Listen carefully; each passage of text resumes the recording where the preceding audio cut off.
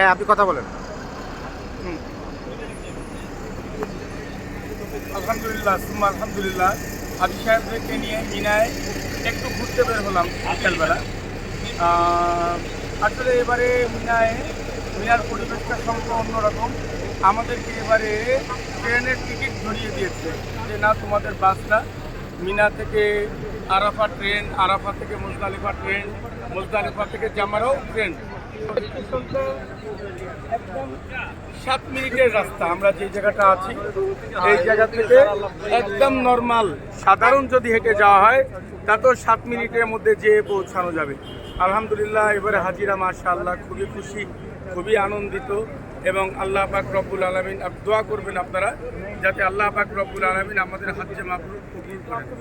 আসসালামু আলাইকুম ওয়া রাহমাতুল্লাহি ওয়া বারাকাতুহু।